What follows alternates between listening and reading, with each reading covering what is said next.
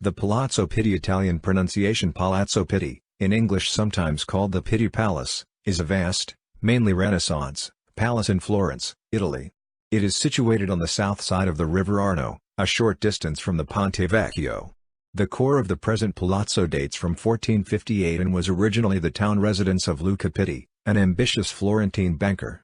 The palace was bought by the Medici family in 1549 and became the chief residence of the ruling families of the Grand Duchy of Tuscany. It grew as a great treasure house as later generations amassed paintings, plates, jewelry and luxurious possessions. In the late 18th century, the palazzo was used as a power base by Napoleon and later served for a brief period as the principal royal palace of the newly united Italy. The palace and its contents were donated to the Italian people by King Victor Emmanuel III in 1919. The palazzo is now the largest museum complex in Florence. The principal palazzo block, often in a building of this design known as the Corte Logis, is 32,000 square meters. It is divided into several principal galleries or museums detailed below. History. Early history. The construction of this severe and forbidding building was commissioned in 1458 by the Florentine banker Luca Pitti 1398–1472, a principal supporter and friend of Cosimo de' Medici. The early history of the Palazzo Pitti is a mixture of fact and myth. Pitti is alleged to have instructed that the windows be larger than the entrance of the Palazzo Medici. The 16th-century art historian Giorgio Vasari proposed that Brunelleschi was the palazzo's architect, and that his pupil Luca Fancelli was merely his assistant in the task, but today it is Fancelli who is generally credited. Besides obvious differences from the elder architect's style, Brunelleschi died 12 years before construction of the palazzo began. The design and fenestration suggest that the unknown architect was more experienced in utilitarian domestic architecture than in the humanist rules defined by Alberti in his book De Reedificatoria. Though impressive, the original palazzo would have been no rival to the Florentine Medici residences in terms of either size or content. Whoever the architect of the Palazzo Pitti was, he was moving against the contemporary flow of fashion. The rusticated stonework gives the palazzo a severe and powerful atmosphere, reinforced by the 3 times repeated series of 7 arch-headed apertures, reminiscent of a Roman aqueduct. The Roman-style architecture appealed to the Florentine love of the new style Atlantica. This original design has withstood the test of time. The repetitive formula of the facade was continued during the subsequent additions to the palazzo, and its influence can be seen in numerous 16th-century imitations and 19th-century revivals. Work stopped after Pitti suffered financial losses following the death of Cosimo de' Medici in 1464. Luca Pitti died in 1472 with the building unfinished. The building was sold in 1549 by Buonaccorso Pitti, a descendant of Luca Pitti, to Eleonora di Toledo. Raised at the luxurious court of Naples, Eleonora was the wife of Cosimo I de' Medici of Tuscany, later the Grand Duke. On moving into the palace, Cosimo had Vasari enlarge the structure to fit his tastes. The palace was more than doubled by the addition of a new block along the rear.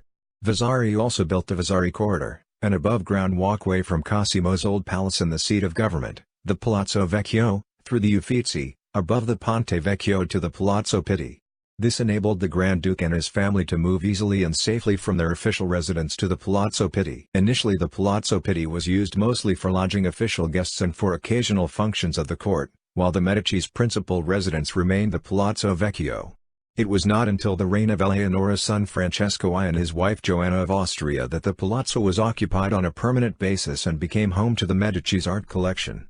Land on the Boboli Hill at the rear of the palazzo was acquired in order to create a large formal park and gardens, today known as the Boboli Gardens.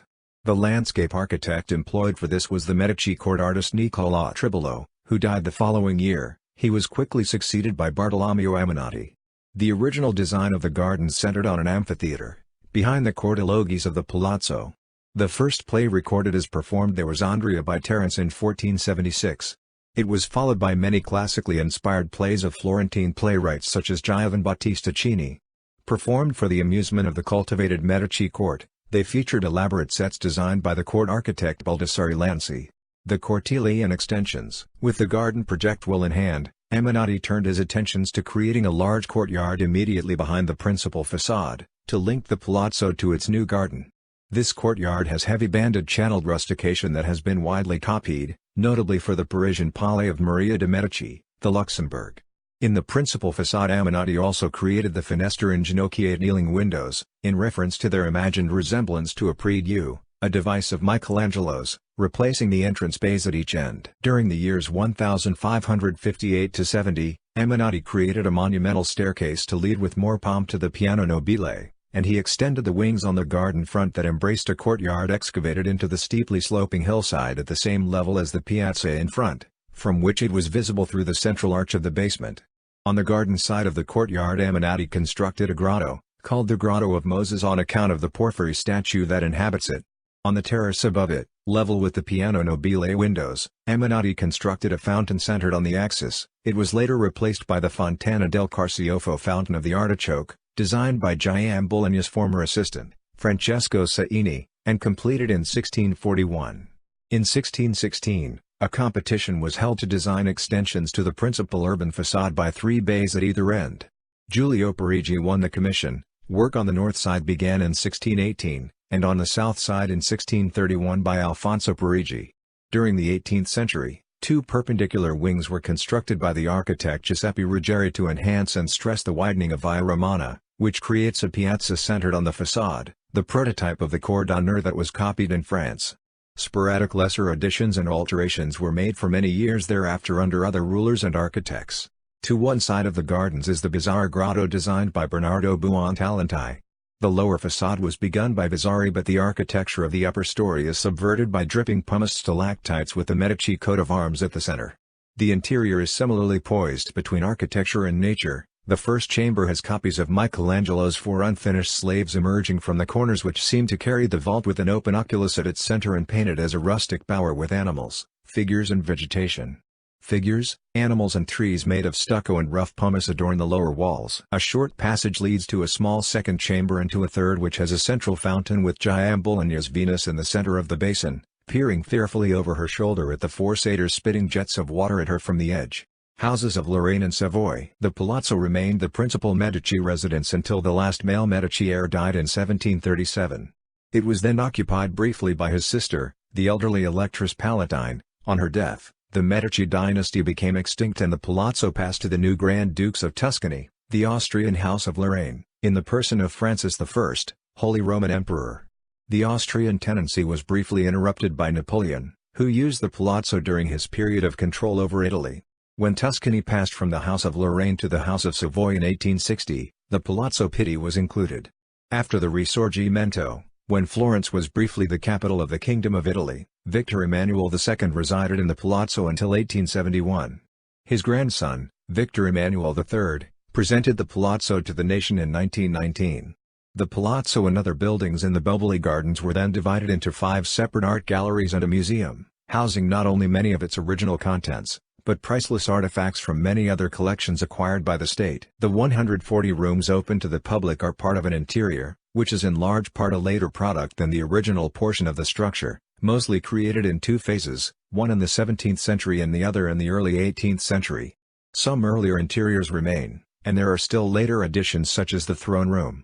In 2005, the surprise discovery of forgotten 18th-century bathrooms in the Palazzo revealed remarkable examples of contemporary plumbing very similar in style to the bathrooms of the 21st century. Palatine Gallery. The Palatine Gallery, the main gallery of Palazzo Pitti, contains a large ensemble of over 500 principally Renaissance paintings, which were once part of the Medicis and their successors' private art collection. The gallery, which overflows into the royal apartments, contains works by Raphael, Titian, Perugino, Lamentation over the Dead Christ, Correggio, Peter Paul Rubens, and Pietro de Cortona. The character of the gallery is still that of a private collection, and the works of art are displayed and hung much as they would have been in the grand rooms for which they were intended rather than following a chronological sequence, or arranged according to school of art. The finest rooms were decorated by Pietro de Cortona in the high Baroque style. Initially Cortona frescoed a small room on the Piano Nobile called the Sala della Stufa with a series depicting the 4 ages of man which were very well received. The Age of Gold and Age of Silver were painted in 1637, followed in 1641 by the Age of Bronze and Age of Iron. They are regarded among his masterpieces. The artist was subsequently asked to fresco the Grand Ducal reception rooms, a suite of 5 rooms at the front of the Palazzo. In these 5 planetary rooms, the hierarchical sequence of the deities is based on Ptolemaic cosmology: Venus, Apollo, Mars, Jupiter, the Medici throne room and Saturn, but minus Mercury and the Moon, which should have come before Venus. These highly ornate ceilings with frescoes and elaborate stucco work essentially celebrate the Medici lineage and the bestowal of virtuous leadership. Cortona left Florence in 1647, and his pupil and collaborator, Ciro Ferri, completed the cycle by the 1660s. They were to inspire the later planet rooms at Louis XIV's Versailles, designed by Le Brun. The collection was first opened to the public in the late 18th century, albeit rather reluctantly, by Grand Duke Leopold, Tuscany's first enlightened ruler, keen to obtain popularity after the demise of the Medici. Rooms of Palatine Gallery. The Palatine Gallery has 28 rooms, among them Room of Castagnoli, named after the painter of the ceiling frescoes. In this room are exposed portraits of the Medici and Lorraine ruling families, and the Table of the Muses, a masterwork of stone inlaid table realized by the Opificio del Pittore between 1837 and 1851. Room of the Ark contains a painting by Giovan Battista Caracciolo, 17th century. In 1816, the ceiling was frescoed by Luigi Adamalo with Noah entering Jerusalem with the Ark. Room of Psyche was named after ceiling frescoes by Giuseppe Collignon. It contains paintings by Salvatore Rosa from 1640 to 1650. Hall of Pacchetti. The frescoes on the vault were once ascribed to Bernardino Pacchetti, but now attributed to Matteo Rosselli. In the center of the hall is a table 1716 commissioned by Cosimo III. In the hall are also some works by Rubens and Pontormo. Room of Prometheus was named after the subject of the frescoes by Giuseppe Collignon, 19th century, and contains a large collection of round-shaped paintings. Among them is the Madonna with the Child by Filippino Lippi, 15th century, two portraits by Botticelli and paintings by Pontormo and Domenico Beccafumi. Room of Justice has a ceiling frescoed by Antonio Feti, 1771 to 1843, and displays portraits 16th century by Titian, Tintoretto, and Paolo Veronese. Room of Ulysses was frescoed in 1815 by Gaspar Martellini. It contains early works by Filippino Lippi and Raphael. Room of Iliad contains the Madonna of the family Panciatichi and the Madonna Passerini c. 1522 to 1523 and 1526 respectively by Andrea del Sarto, and paintings by Artemisia Gentileschi, 17th century. Room of Saturn contains a portrait of Agnolo Doni 1506, the Madonna of the Chair 1516, and portrait of Cardinal Inghirami 1516 by Raphael. It also contains an Annunciation 1528 by Andrea del Sarto, and Jesus and the Evangelists 1516 by Francis Bartolomeo. Room of Jupiter contains the Veiled Lady, the famous portrait by Raphael 1516 that, according to Vasari, represents the woman loved by the artist. Among the other works in the room, paintings by Rubens, Andrea del Sarto and Perugin. Room of Mars is characterized by works by Rubens, the allegories representing the consequences of war, hence the name of the room and the four philosophers. Among them Rubens portrayed himself, on the left. On the vault is a fresco by Pietro da Cortona, Triumph of the Medici. Room of Apollo contains a Madonna with Saints 1522 by Il Rosso, originally from the Church of Santo Spirito, and two paintings by Titian, a Magdalene and portrait of an English nobleman between 1530 and 1540. Room of Venus contains the Venere Italica 1810 by Canova, commissioned by Napoleon. On the walls are landscapes 1640-50 by Salvatore Rosa and four paintings by Titian, 1510 to 1545. Among the Titian paintings is a portrait of Pope Julius II 1545 and La Bella 1535. Whitehall, once the ballroom of the palace, is characterized by the white decorations and is often used for temporary exhibitions. The royal apartments include 14 rooms. Their decoration has been changed to empire styled by the Savoy, but there are still some rooms maintaining decorations and furniture from the age of the Medici. The Green Room was frescoed by Giuseppe Castagnoli in early 19th century.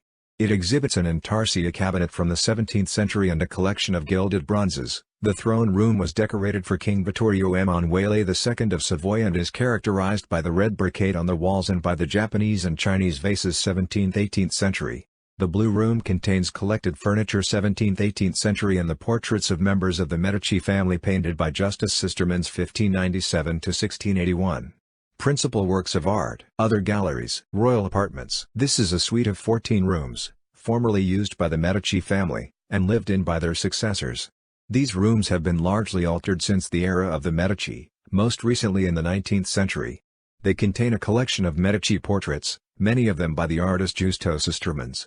In contrast to the great salons containing the Palatine collection, some of these rooms are much smaller and more intimate, and, while still grand and gilded, are more suited to day-to-day living requirements. Period furnishings include 4-poster beds and other necessary furnishings not found elsewhere in the palazzo. The kings of Italy last used the Palazzo Pitti in the 1920s. By that time it had already been converted to a museum, but a suite of rooms, now the Gallery of Modern Art, was reserved for them when visiting Florence officially. Gallery of Modern Art. This gallery originates from the remodeling of the Florentine Academy in 1748, when a Gallery of Modern Art was established. The gallery was intended to hold those artworks which were prize winners in the Academy's competitions. The Palazzo Pitti was being redecorated on a grand scale at this time, and the new works of art were being collected to adorn the newly decorated salons. By the mid-19th century, so numerous were the Grand Ducal paintings of modern art that many were transferred to the Palazzo della Crocetta, which became the first home of the newly formed Modern Art Museum.